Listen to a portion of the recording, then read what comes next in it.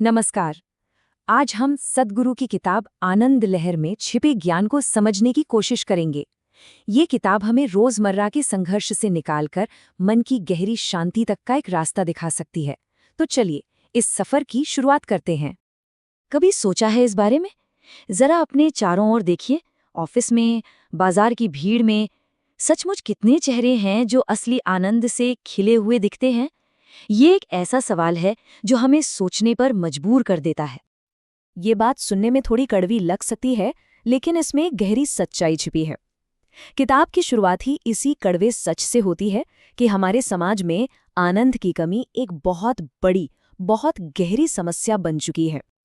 ये सवाल सीधा हमारे बचपन में ले जाता है ना? वो बेफिक्री, वो छोटी छोटी बातों में खुश हो जाना।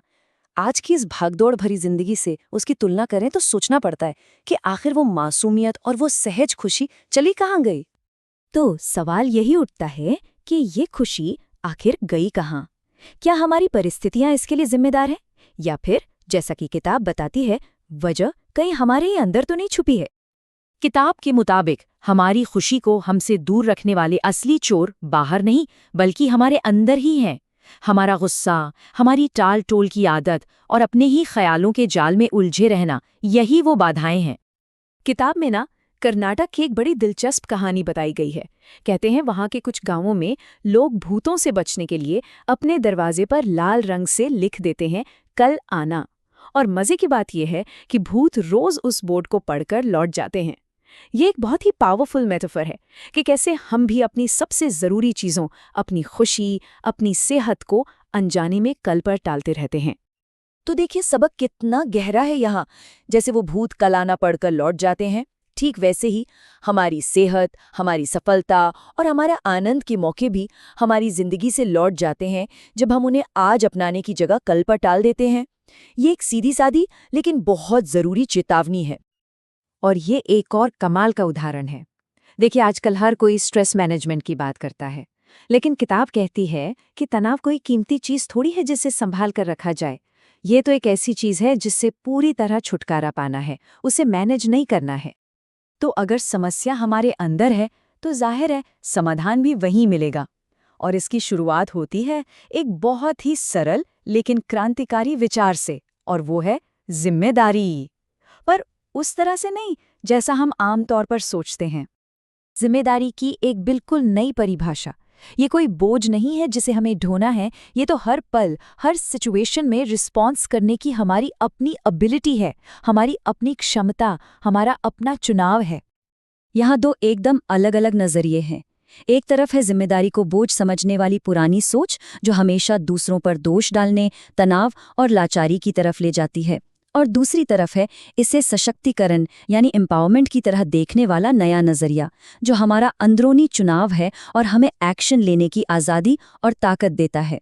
एक हमें बांधता है तो दूसरा हमें आज़ाद करता है। अब ये सिर्फ एक आइडिया नहीं है, किताब में एक प्रैक्टिकल एक्सपेरिमेंट करने का सुझाव भी दिया गया है।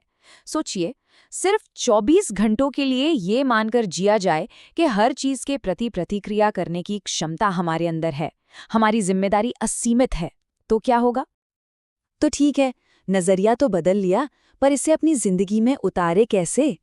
इस नए दृष्टिकोण को अपनाने के बाद किताब हमें कुछ प्रैक्टिकल टूल्स भी देती है। चलिए उन पर एक नजर डालते हैं।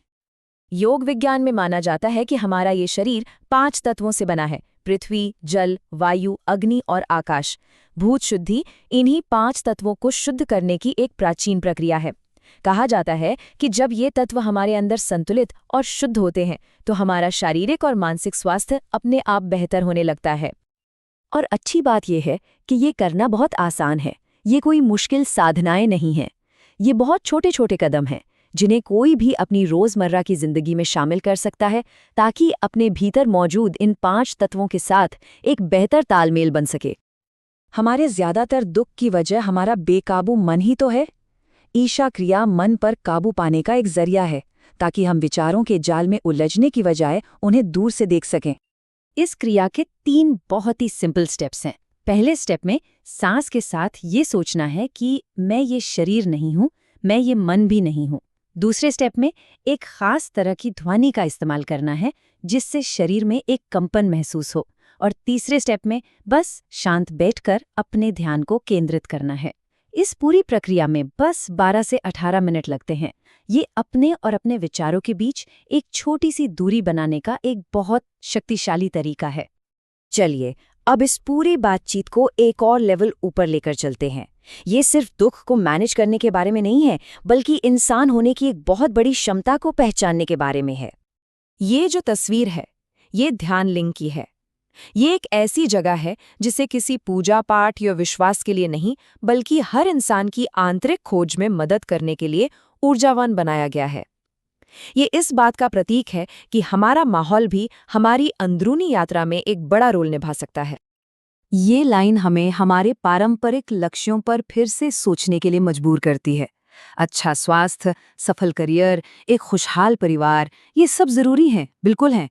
लेकिन क्या जिंदगी का मकसद बस यहीं तक है, या फिर कुछ और भी है जो इससे कहीं ज्यादा गहरा है? और यहीं पर ये किताब हमें अपने सबसे ऊंचे मकसद तक ले जाती है। असली लक्ष्य सिर्फ जीवन का अनुभव करना नहीं, बल्कि अपने अनुभव का निर्माता बनना है। सिर्फ सृष्टि का एक हिस्सा बनकर रह जाना नहीं, बल्कि खुद उस स्रोत तक पहुंचना है। तो इसी एक गहरे सवाल के साथ इस चर्चा को यहीं समाप्त करते हैं। क्या हो अगर जीवन का लक्ष्य सिर्फ खुशियां ढूंढना ना हो, बल्कि खुद ही खुशी और पूरी सृष्टि का स्रोत बन जाना हो? इस पर जरूर सोचिएगा।